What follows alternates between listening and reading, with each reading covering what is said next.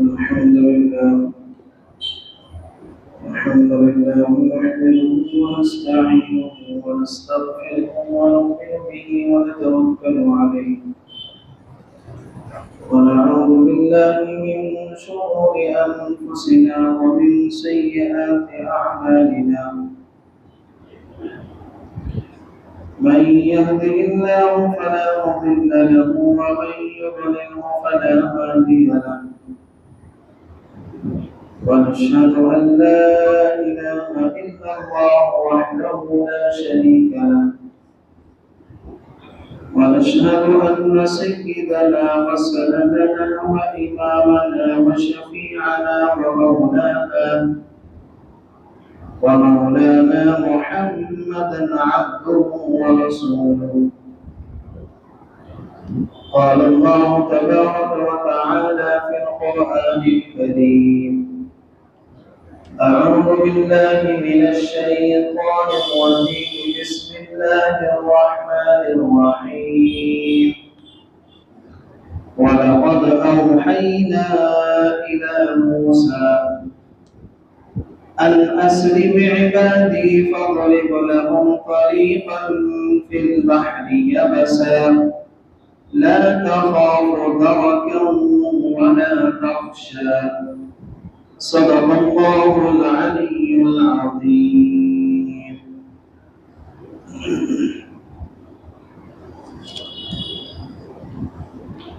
محترم بزرگوں اور عزیز ساتھیوں،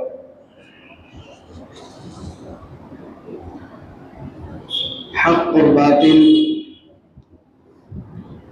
معجزہ اور جادو کے فیصلہ کن معرکے نے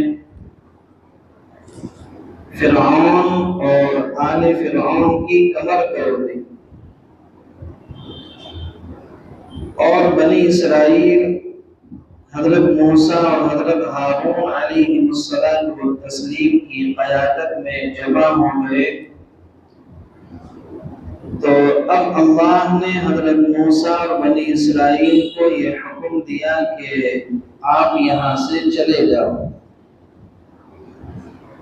گزشتہ رکوع میں واقعہ بتایا تھا کہ ایک میدان کے اندر فرعون نے اپنے تمام جادوگروں کو بلایا اور ان کی تعداد 6 لاکھ کے قریب تھی اور سامنے حضرت موسیٰ اور حضرت ہارون تھے. تو جادوگروں نے حضرت موسیٰ سے پوچھا کہ پہلے تم اپنی باری لوگے یا پہلے ہم کریں؟ تو حضرت موسیٰ نے کہا کہ تم کرو جو تمہیں کرنا ہے. تو جادوگروں کے ایک ہاتھ میں لاٹھی تھی اور ایک ہاتھ میں رسی تھی. انہوں نے سب نے زمین پر ڈالا. تو اگر 6 لاکھ جادوگر تھے تو وہ تمام چیزیں زمین پر سانپ کی طرح سے دوڑنے لگی. 12 لاکھ ہو گئی. ایک لاٹھی اور ایک رسی ہر جادوگر کے پاس تھی اور ہر جادوگر نے اس کو جب زمین پر ڈالا تو وہ سانپ کی طرح سے دوڑنے لگی. حقیقت میں سانپ نہیں تھی، نظر بندی تھی، جادو تھا. حقیقت میں وہ سانپ نہیں بنے تھے.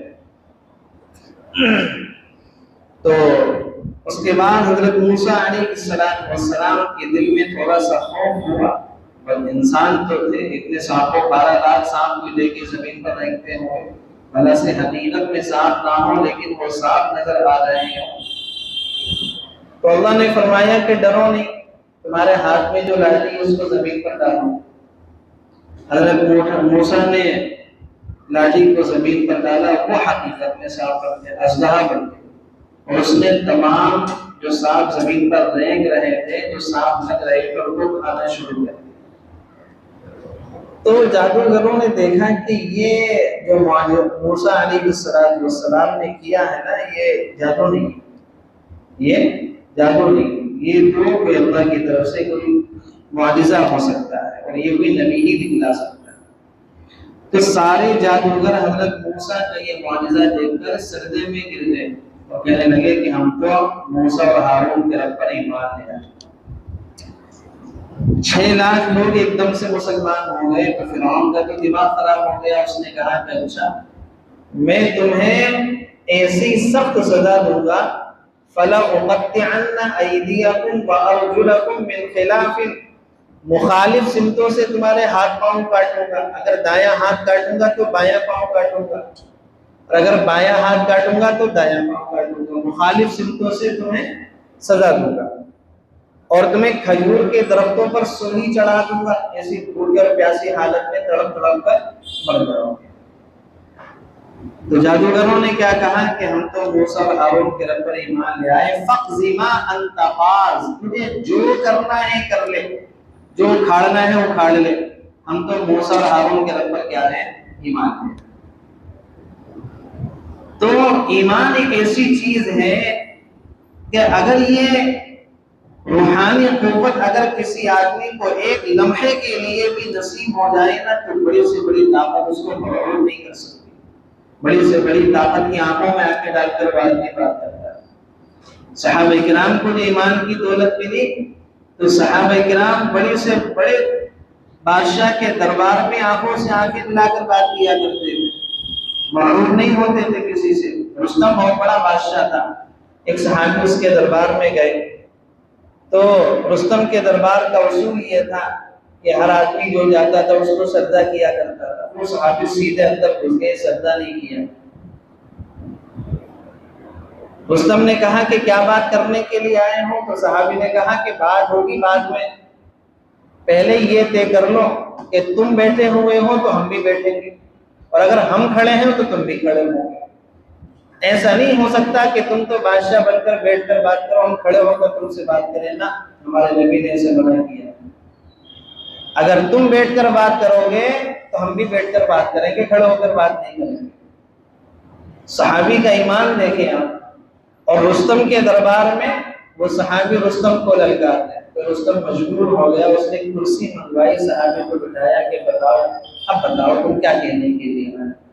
تو ایمان ایک ایسی طاقت ہے کہ اگر کسی آدمی کے دل میں اس کی چنگاری لگ جائے نا تو وہ کسی بڑی سے بڑی طاقت سے مغلوب نہیں ہو سکتا. اس کی آنکھوں میں آنکھیں ڈال کر بات کرتا.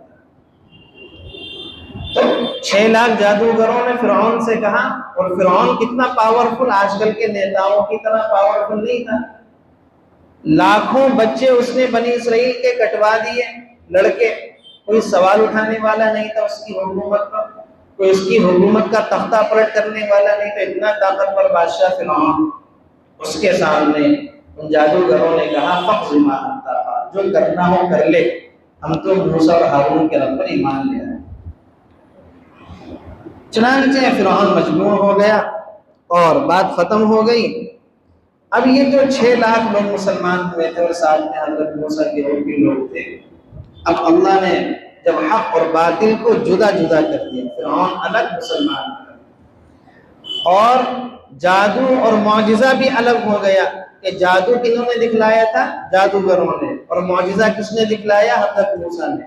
تو حق باطل جدا ہو گیا، جادو معجزہ جدا ہو گیا. تو اور فرعون اور آل فرعون کی کمر ٹوٹ گئی. کسی بادشاہ کے 6 لاکھ لوگ پارٹی بدل کر کسی دوسری جگہ چلے جائیں تو اس کی کیا حالت ہوگی.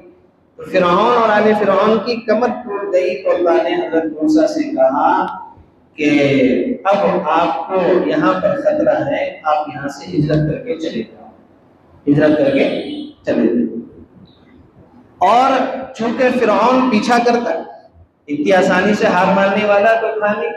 فرعون تعاقب کرتا، پیچھا کرتا، اور شہر کو پار کرنے کے لیے، دوسرے شہر میں جانے کے لیے دریا کو پار کرنا پڑتا. بحر قلزم بہت بڑا دریا تھا، وہ سامنے تھا. اسی لیے اللہ نے ان دونوں چیزوں سے حضرت موسیٰ کو مطمئن کر دیا. ان دونوں چیزوں سے حضرت موسیٰ کو مطمئن کر دیا کہ فرعون سے بھی ڈرنے کی ضرورت نہیں ہے اور دریا سے بھی ڈرنے کی ضرورت نہیں ہے. دریا میں جاؤ گے، اپنی چھڑی کو دریا کے پانی پر مارنا، تمہارے لیے راستے بن جائیں گے، تمہارے لیے راستے بن جائیں گے. تو اللہ نے دونوں چیزوں سے مطمئن کر دیا کہ جب شہر سے نکلو گے 2 چیزوں کا سامنا ہوگا. فرعون سے تو ہم کو نپٹیں گے، اور دریا جو ہے اس میں چھڑی مارنا، تمہارے لیے راستے بن جائیں گے اور دریا پار کر کے باہر نکل جانا. چنانچہ حضرت موسیٰ علیہ السلام اپنے اس لشکر کو قافلے کو لے کر نکلے، اردن سامنے آ گیا۔ حضرت موسیٰ علیہ السلام نے اس میں اپنی لاٹھی ماری، 12 راستے بن گئے۔ کتنے؟ 12 راستے بن گئے۔ اور راستے کیسے؟ چونکہ 12 قبیلے تھے نا، 12 قبیلے تھے تو ہر قبیلے کے لیے الگ راستہ بنا۔ اور تعداد کتنی تھی ساتھ میں؟ بعض لوگوں نے کہا ہے کہ تعداد 6,03,000، بعض نے کہا ہے کہ 6,70,000، یعنی 7 لاکھ کے قریب تعداد تھی۔ تو اتنی بڑی تعداد کے لیے یہ 12 قبیلوں کے لوگ تھے، تو چھڑی ماری تو 12 راستے بن گئے۔ اور یہ 12 راستے، 12 سڑکیں اس طرح بن گئی کہ جن علاقوں میں برف گرتی ہے نا، جن علاقوں میں برف باری ہوتی ہے، برف گرتی ہے، تو سڑکوں پر بھی برف گرتی ہے۔ تو حکومت سڑکوں کی برف جب صاف کرتی ہے تو سائیڈ میں بھی برف کی دیوار ہوتی ہے اور بائیں طرف بھی برف کی دیوار ہوتی ہے۔ دیکھا نا وہ اس طریقے سے آتا ہے، بیچ میں سڑک راستہ ہوتا ہے، دائیں طرف بھی برف، بائیں طرف بھی برف۔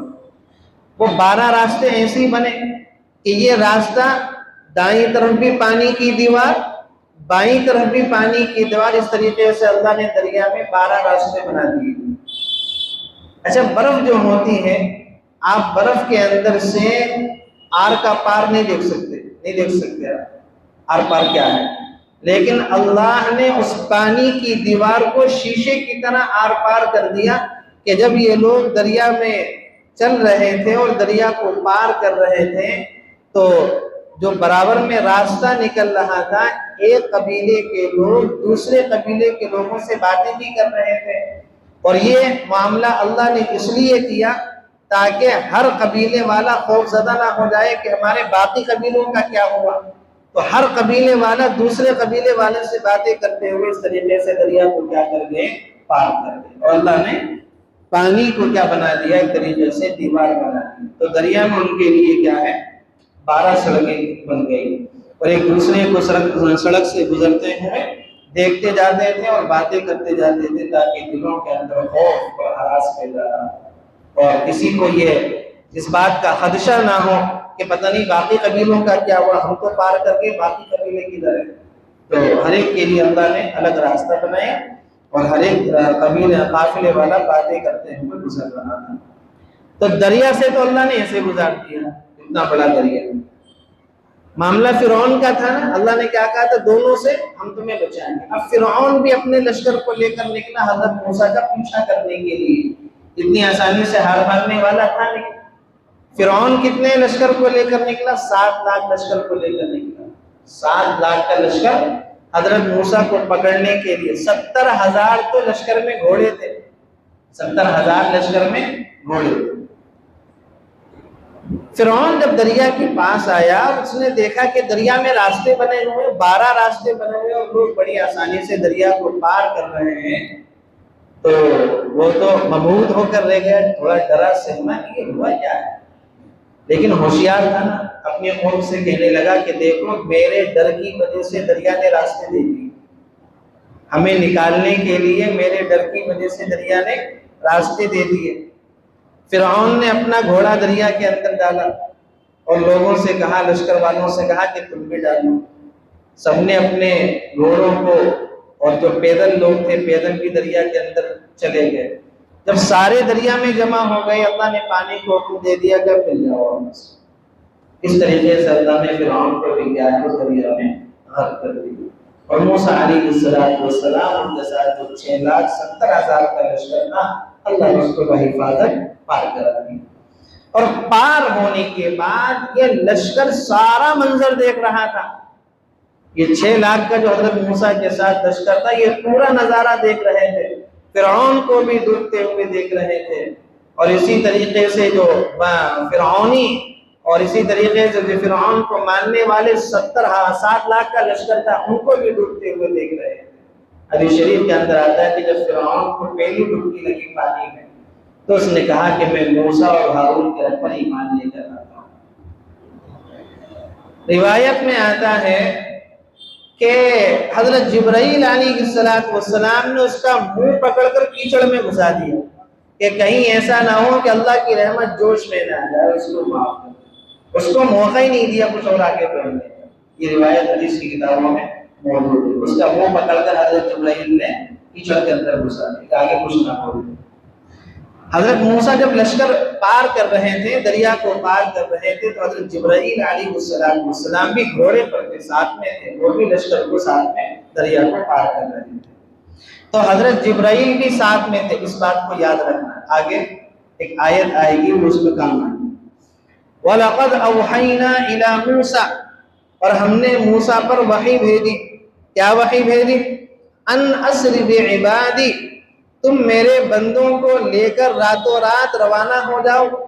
اسرا یسری، اسران کے معنی آتے ہیں رات میں چلنا۔ سبحان الذی اسرا بعبدہ لیلا من المسجد الحرام الى المسجد الاقصی، پاک ہے وہ ذات جو راتوں رات اپنے بندے کو مسجد حرام سے مسجد اقصی تک لے گئی۔ تو کیا آتے ہیں اسرا یسری، اسران کے معنی رات میں چل رہا۔ بہت سارے نادان اپنی بچیوں کا نام اسرا رکھ دیا جاتا ہے۔ ہوتا نا لڑکیوں کا نام اسرا، ارے ہوتا نہیں ہوتا لڑکیوں کا نام اسرا۔ اسرا کے معنی کیا ہے؟ رات میں چل رہا۔ تو غلط نام، یہ نام نہیں رکھنا چاہیے۔ ان اسری بعبادی، کہ تم میرے بندوں کو راتوں رات لے کر روانہ ہو جاؤ۔ فَاضْرِبْ لَهُمْ طَرِيقًا فِي الْبَحْرِ يَبَسًا، پھر ان کے لیے سمندر میں ایک خشک راستہ اس طرح نکال لینا کہ نہ تمہیں دشمن کے آ پکڑنے کا اندیشہ رہے اور نہ کوئی اور خوف رہے۔ تو راستہ کیسے نکلے گا کہ اپنی عصا کو جو ہے پانی پر مارنا اور راستہ نکل آئے گا، اور اس طریقے سے بحر قلزم سے کیا ہے پار ہو جانا۔ فَأَتْبَعَهُمْ فِرْعَوْنُ بِجُنُودِهِ فَغَشِيَهُمْ مِنَ الْيَمِّ مَا غَشِيَهُمْ، چنانچہ فرعون نے اپنے لشکروں سمیت ان کا پیچھا کیا، تو سمندر کی جس خوفناک چیز نے انہیں ڈھانپا وہ انہیں ڈھانپ کر ہی رہی۔ یہ درمیان کا پورا واقعہ اللہ نے اڑا دیا، اس لیے کہ قرآن جو ہے وہ قصے کہانیوں کی کتاب تھوڑی ہے، قرآن تو نصیحت کی کتاب، جو پوائنٹ کی بات ہوگی اللہ بتا دیا کرتا ہے۔ تو اللہ نے کہا کہ آپ جاؤ، دونوں چیزوں سے امن ہے۔ دریا پر گئے، چھڑی ماری، 12 راستے بنے، دریا پار ہوا، یہ سارا واقعہ اللہ نے بیچ سے کیا کر دیا؟ حذف کر دیا۔ فرعون اپنے لشکر کو لے کر آ گیا، لشکر کتنا تھا؟ 7 لاکھ کا، 70,000 گھوڑے۔ تو سمندر کی یعنی دریا کی جس خوفناک چیز نے انہیں ڈھانپا کہ فرعون دریا کے اندر گیا اور لہروں نے اس کو سب طرف سے کیا ہے ڈھانپ کر نیچے ڈبو دیا۔ وَأَضَلَّ فِرْعَوْنُ قَوْمَهُ وَمَا هَدَىٰ، اور فرعون نے اپنی قوم کو برے راستے پر لگایا، انہیں صحیح راستہ نہ دکھایا۔ کیا کہنے لگا دریا کے پاس جا کے؟ میری ہیبت کی وجہ سے 12 راستے بنے۔ چودراہٹ تھی نا مزاج کے اندر کہ میری ہیبت کی وجہ سے 12 راستے بن گئے۔ جیسے دریا کے اندر گئے، اللہ نے کہا کہ روانی کو، پانی کی روانی کو اللہ نے حکم دے دیا کہ سب مل جاؤ آپس میں، اور فرعون ڈوب گئے۔ یا بنی اسرائیل قد انجیناکم من عدوکم، اب یہ نظارہ بنی اسرائیل پار کھڑے ہو کر دیکھ رہے تھے نا۔ اللہ نے کہا کہ بنی اسرائیل ہم نے تمہیں تمہارے دشمن سے نجات دی، اس پر ہمارا شکر ادا کرو۔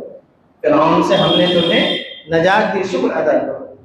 وَوَاعَدْنَاكُمْ جَانِبَ الطُّورِ الْأَيْمَنِ وَنَزَّلْنَا عَلَيْكُمُ الْمَنَّ وَالسَّلْوَىٰ، اور تم سے کوہ طور کے دائیں جانب آنے کا وعدہ ٹھہرایا اور تم پر من اور سلوہ نازل کیا۔ کیا واقعہ ہے؟ دریا پار کر گئے، دوسرے راستے میں پہنچ گئے۔ جب دوسرے راستے میں دوسرے شہر کے اندر پہنچے تو حضرت موسیٰ کے ساتھ جو قوم تھی نا، ابھی نئی مسلمان ہوئی تھی، تو اس شہر کے اندر ایک ایسی قوم تھی جو بتوں کی پوجا کرتی، بتوں کی عبادت کرتی تھی۔ تو حضرت موسیٰ کے ساتھ جو لوگ تھے کہنے لگے کہ موسیٰ ہمارے لیے بھی کوئی ایسا معبود لا دو پتھر کا، ہمارے لیے بھی کوئی ایسا معبود لا دو جس کی ہم پوجا کر لیا کریں، عبادت کر لیا کریں۔ حضرت موسیٰ نے کہا کہ بڑے جاہل لوگ ہوں، ابھی تو سب ساری چیزیں چھوڑ کر آ رہے ہو، پھر اسی چیز کی طرف جا رہے ہو۔ اللہ رب العزت نے حضرت موسیٰ سے کہا کہ پریشان ہونے کی ضرورت نہیں ہے، کوہ طور پر آ جاؤ اور اپنی قوم کے کچھ لوگوں کو بھی لے کر آ جاؤ، ہم تمہیں کوہ طور پر تورات دیں گے، کوہ طور پر تورات دیں گے، اور تورات ایسے نہیں دیں گے، 30 دن کا روزہ رکھنا پڑے گا، 30 دن کا روزہ رکھنا پڑے گا، ہم تمہیں تورات دیں گے، لہذا کوہ طور پر لے کر اپنے قوم کو آ جاؤ۔ اب سنو، حضرت موسیٰ علیہ السلام کوہ طور پر چلے گئے، قوم پیچھے رہ گئی، قوم سے حضرت موسیٰ نے کہہ دیا کہ کوہ طور کی طرف آ جاؤ، لیکن قوم چونکہ حضرت موسیٰ علیہ السلام کو ان کی بات کو زیادہ سیریس لینے والی نہیں تھی، تو حضرت موسیٰ تو شوق میں اللہ سے باتیں کرنے کی وجہ سے، اللہ کا دیدار کرنے کی وجہ سے جلدی پہنچ گئے، اور قوم جو ہے پیچھے رہ گئی۔ وہ واقعہ آگے آ رہا ہے۔ وَنَزَّلْنَا عَلَيْكُمُ الْمَنَّ وَالسَّلْوَىٰ، اور ہم نے تمہارے لیے من اور سلوہ نازل کیا۔ من سلوہ کیا تھا؟ اس گستاخی کی وجہ سے کہ اللہ نے ان کو دوسرے شہر کے اندر پہنچایا، اور وہاں انہوں نے حضرت موسیٰ علیہ السلام کی بات کو نہیں مانا، تو اس شہر کے اندر ایک بہت بڑا میدان تھا، اس کا نام تھا وادی تیب، اس کا نام تھا۔ اللہ نے 40 سال تک ان کو اس وادی کے اندر بھٹکائے رکھا، نکلنے نہیں دیا۔ لکھنؤ کی بھول بھلیاں دیکھی ہے، اگر اس میں آدمی ایک مرتبہ گھس جائے تو اتنی آسانی سے نکل نہیں سکتا، گارڈ کے بنا نہیں نکل سکتا۔ اس وادی تیب کو اللہ نے ان کے لیے بھول بھلیا بنا دیا، 40 سال تک اس میں بھٹکتے رہے، اس میدان سے باہر ہی نہیں نکل پائے، لیکن اس میدان کے اندر رہتے ہوئے بھی اللہ کی طرف سے برکتیں ان کو ملتی رہی، حضرت موسیٰ کی دعاؤں کی وجہ سے، کہ کھانے پینے کی طرف سے نو ٹینشن ہے، کھانے پکانے کی کوئی ٹینشن نہیں، اللہ کی طرف سے من اور سلوہ نازل ہو رہا تھا۔ من ہوتی ہے بٹیر، سلوہ ہوتا ہے حلوہ۔ بٹیر ان کے میدانوں کے اندر ایسی گھومتی پھرتی تھی، یہ اس کو ڈھونڈتے تھے، کھا لیا کرتے تھے۔ اور سلوہ کیسے نازل ہوتا تھا؟ جب برف گرتی ہے تو آپ نے دیکھا ہوگا کہ برف جو ہے وہ درختوں کے پتوں پر گرتی ہے نا، تو سفید سفید برف درختوں کے پتوں پر جم جاتی ہے۔ آسمان سے ان کے لیے اسی طریقے سے درختوں کے پتوں پر میٹھی چیز اترتی تھی، یہ درختوں کے پتوں سے اس کو صاف کر کے کھا لیا کرتے تھے۔ یہ من اور سلوہ ان کے لیے آسمان سے نازل ہوتا تھا۔ تو 40 سال تک اللہ نے ان کو بھٹکائے رکھا اس میدان میں، لیکن ان کو من اور سلوہ ان کو کھلایا، جنتی کھانے کھلایا۔ وَنَزَّلْنَا عَلَيْكُمُ الْمَنَّ وَالسَّلْوَىٰ، اور تم پر ہم نے من اور سلوہ نازل کیا۔ پہلے پارے کے اندر یہ واقعہ گزر چکا ہے۔ من اور سلوہ اللہ کے سامنے اللہ سے دی ہوئی نعمت جب کھاتے رہے تو کہنے لگے کہ اللہ یہ من اور سلوہ کھاتے کھاتے تو ہمارے دماغ خراب ہو گئے اور دل بھر گئے، جیسے بقرعید کے گوشت ٹائم پہ گوشت کھاتے کھاتے لوگوں کے دل بھر جاتے ہیں نا، کہا کہ اللہ من سلوہ کھاتے کھاتے دل بھر گئے، کچھ اور کھلاؤ۔ کیا کھانا ہے؟ کہ ککڑی کھانی ہے، لہسن کھانا ہے، پیاز کھانی ہے، یہ چیزیں ہمیں کھانی ہے۔ یہ پہلے پارے کے اندر پورا واقعہ موجود ہے۔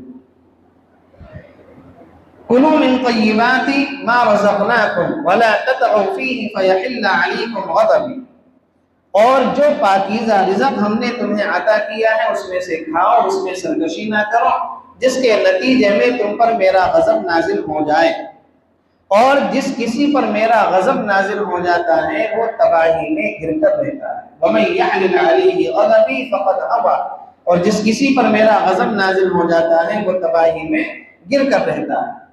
وَإِنِّي لَغَفَّارٌ لِمَن تَابَ وَآمَنَ وَعَمِلَ صَالِحًا ثُمَّ اهْتَدَىٰ، اور یہ بھی حقیقت ہے کہ جو شخص ایمان لائے، نیک عمل کرے، سیدھے راستے پر قائم رہے تو میں اس کے لیے بہت بخشنے والا ہوں، میں اس کے لیے بہت بخشنے والا ہوں۔ اب سنیں، وَمَا أَعْجَلَكَ عَنْ قَوْمِكَ يَا مُوسَىٰ، اور جب موسیٰ کوہ طور پر اپنے لوگوں سے پہلے چلے آئے تو اللہ نے ان سے کہا کہ موسیٰ تم اپنی قوم سے پہلے جلدی کیوں آ گئے؟ اللہ نے بلایا تھا نا، جو انہوں نے کہا تھا کہ ہمارے لیے بھی پتھروں کو بھی معبود بنا دو، تو حضرت موسیٰ نے کہا کہ بڑے جاہل لوگ ہو۔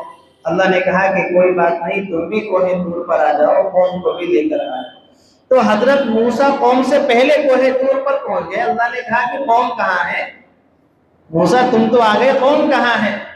تو حضرت موسیٰ علیہ السلام نے کہا کہ اللہ میں شوق میں اور آپ سے ملاقات کی وجہ سے جلدی آ گیا۔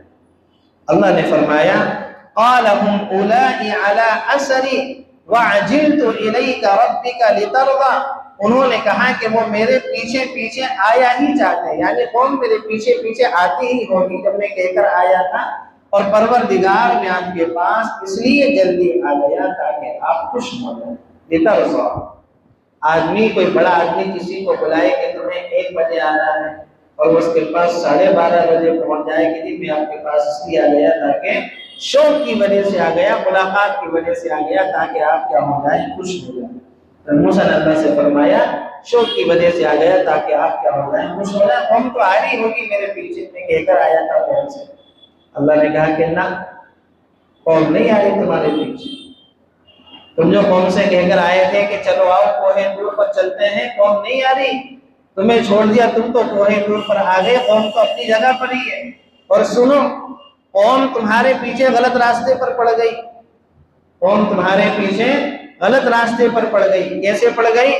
قال فإنا قد فتنا قومك من بعدك وأضلهم السامري، اللہ نے فرمایا پھر تمہارے آنے کے بعد ہم نے تمہاری قوم کو فتنے میں مبتلا کر دیا ہے اور انہیں سامری جادوگر نے گمراہ کر ڈالا، سامری جادوگر نے گمراہ کر ڈالا۔ تم تو آ گئے اور قوم پیچھے رہ گئی، اور قوم کیا ہے، فتنے کے اندر مبتلا ہو گئی۔ اور حضرت موسیٰ علیہ السلام تو ساری چیز بھول گئے کہ مجھے تو تورات ملنی تھی اور 30 دن کا روزہ رکھنا تھا۔ حضرت موسیٰ علیہ السلام واپس مڑے غم اور غصے کی حالت میں۔ فرجع موسیٰ الی قومہ غضبان اسفا، چنانچہ موسیٰ غم اور غصے میں بھرے ہوئے اپنی قوم کے پاس واپس لوٹے، کہنے لگے قال یا قوم الم یعدکم ربکم وعدا حسنا، میری قوم کے لوگوں کیا تمہارے پروردگار نے تم سے ایک اچھا وعدہ نہیں کیا تھا کہ کوہ طور پر آ جاؤ، ہم تمہیں تورات دیں گے، اپنی آسمانی کتاب دیں گے؟ افطال علیکم العہد، کیا تم پر کوئی بہت لمبی مدت گزر گئی ہے اس بات کو لے کر کہ تم گمراہی کے اندر مبتلا ہو گئے؟ اللہ نے جو تم سے کہا تھا، کوہ طور پر بلایا تھا، کیا اس واقعے کو کوئی 1000 سال گزر گئے؟ تھوڑی سی تو مدت ہوئی کہ تم سے اتنا بھی صبر نہیں ہوا اور تم لوگ فتنے کے اندر مبتلا ہو گئے۔ ام اردتم ان یحل علیکم غضب من ربکم فاخلفتم موعدی، یا تم یہ چاہتے ہو کہ تم پر تمہارے پروردگار کا غضب نازل ہو جائے اور اس وجہ سے تم نے مجھ سے وعدہ خلافی کی؟ کہا تھا کہ ہم آئیں گے کوہ طور پر اور میں پہنچ گیا، تم نہیں آئے، تم نے مجھ سے کیا کری؟ وعدہ خلافی۔ سامری کون تھا؟ سامری جو تھا یہ ایک جادوگر تھا، اور اصل جو تھا یہ قبطی برادری سے تعلق رکھتا تھا، فرعون کی طرف سے۔ بعض حضرات نے یہ کہا ہے کہ آل فرعون کا قبطی آدمی تھا اور حضرت موسیٰ کا پڑوسی تھا، اور حضرت موسیٰ پر ایمان بھی لے آیا تھا، لیکن حضرت موسیٰ جب مصر سے نکلے تھے اپنے قافلے کو لے کے دریا کے پار کرنے سے پہلے، تو یہ بھی ساتھ ہو لیا تھا، بعد میں اس نے راستہ بدل لیا۔ ابن عباس رضی اللہ عنہ نے کہا ہے یہ ایسی قوم کا آدمی تھا جو گائے کی پرستش کرتی تھی۔ سامری ایسی قوم کا آدمی تھا جو گائے کی پرستش کرتی، پرستش سمجھتے، عبادت کرتی۔ بظاہر بنی اسرائیل میں داخل ہو گیا تھا، مگر اس کے دل کے اندر نفاق بھرا ہوا تھا۔ اور علامہ قرطبی رحمۃ اللہ علیہ نے تفسیر قرطبی کے اندر یہ بات لکھی ہے کہ سامری ہندوستان کا رہنے والا تھا۔ گائے کی پرستش کہاں ہوتی ہے؟ ہندوستان میں تو ہوتی ہے، تو سامری کہاں کا رہنے والا تھا؟ ہندوستان کا۔ قرطبی کے حاشیے کے اندر یہ بات لکھی ہے، واللہ اعلم، یہ سچی ہے۔ سامری کا نام تھا موسیٰ ابن ظفر۔ کیا نام تھا؟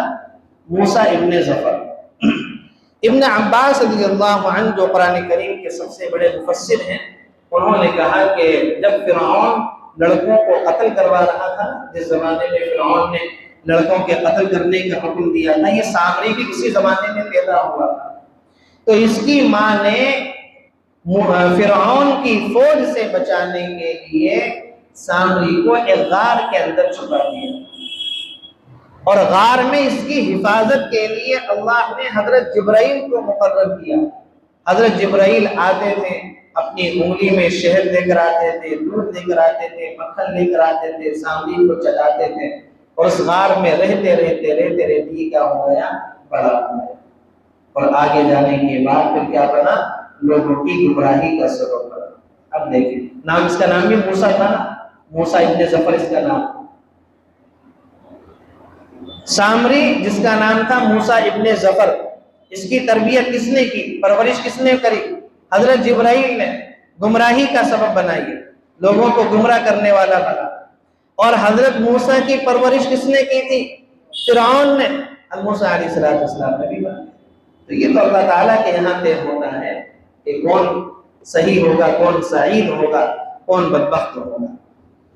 حضرت نوح علیہ السلام کا بیٹا کافر ہو گیا، لوط علیہ السلام کی بیوی کافر ہوئی، لیکن دیکھیں فرعون کے گھر میں حضرت موسیٰ علیہ السلام کی پرورش پائی اور حضرت موسیٰ نبی بن گئے۔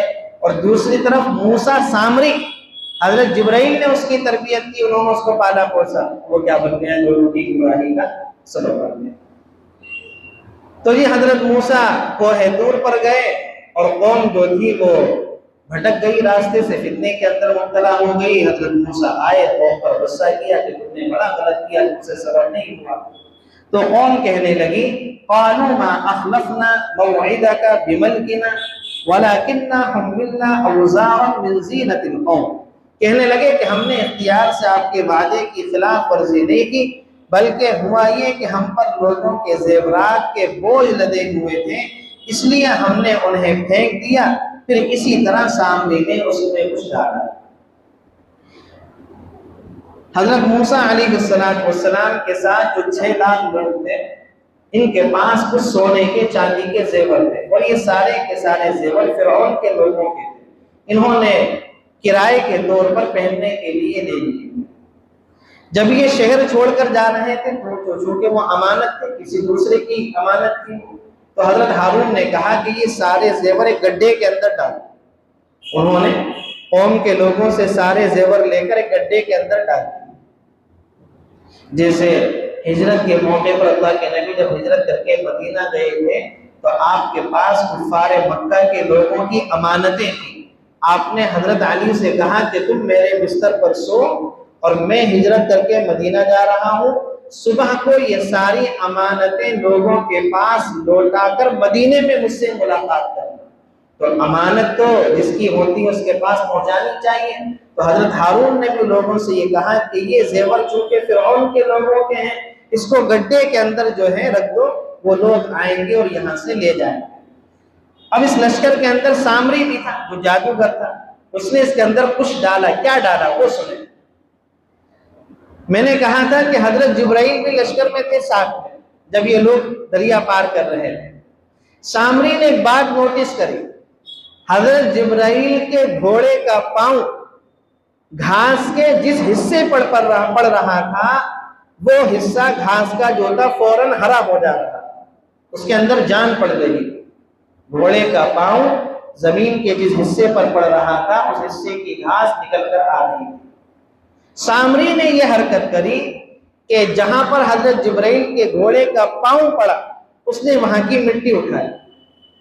سامری نے وہاں کی مٹی اٹھا لی، یہ سوچ کر کہ اس مٹی کے اندر جو ہے کچھ نہ کچھ پیدا کرنے کی صلاحیت ہے، اس مٹی میں کچھ جان ہے، کہ جیسے اس مٹی پر گھوڑے کا قدم پڑ رہا ہے تو گھوڑے کا قدم پڑنے کی وجہ سے مٹی میں جان پڑ رہی ہے۔ تو سامری نے وہ تھوڑی سی مٹی اٹھا لی۔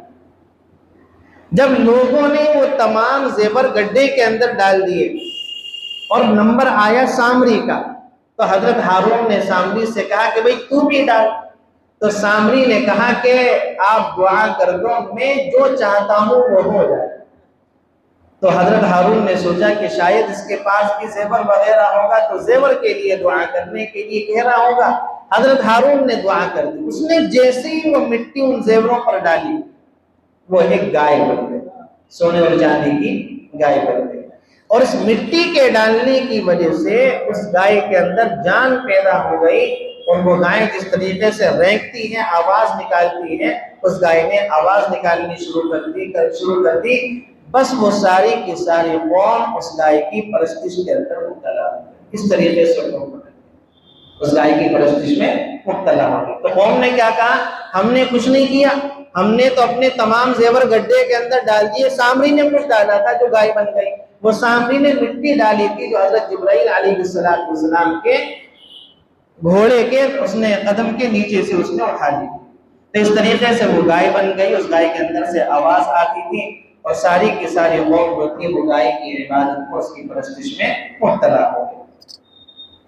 فَأَخْرَجَ لَهُمْ عِجْلًا جَسَدًا لَهُ خُوَارٌ، اور لوگوں کے سامنے ایک بچڑا بنا کر نکال لیا، ایک جسم تھا جس میں سے آواز نکلتی تھی۔ قرآن نے بھی اس بات کو کہا کہ وہ ایک زندہ گائے بن گئی تھی، سونے کی اور چاندی کی، اور اس گائے کے اندر سے آواز نکلتی تھی۔ فَقَالُوا هَذَا إِلَٰهُكُمْ وَإِلَٰهُ مُوسَىٰ، اور سامری نے ساتھ ساتھ میں کیا حرکت کری، اس کے سامری نے لوگوں سے یہ کہا کہ یہ تمہارا بھی معبود ہے، موسیٰ کا بھی معبود ہے، یہ تمہارا بھی پروردگار ہے، موسیٰ کا بھی پروردگار ہے۔ بس ساری کی ساری قوم جو تھی اس کی عبادت میں مبتلا ہوئے۔ فنسیا، مگر موسیٰ علیہ السلام بھول گئے، یہ کہا اس کے ساتھ کہ یہ تمہارا بھی معبود ہے، موسیٰ کا بھی معبود ہے، موسیٰ بھول گئے کہ یہ میرا معبود ہے، تو قوم جو تھی اس کی عبادت میں پڑ گئی۔ افلا يرون الا يرجع اليهم قولا، بھلا کیا انہیں یہ نظر نہیں آ رہا تھا کہ وہ نہ ان کی بات کا جواب دیتا تھا؟ بچڑا جو گائے بنی تھی سونے اور چاندی کی، آواز تو نکالتی تھی لیکن لوگوں کی بات کا جواب نہیں دیتی تھی۔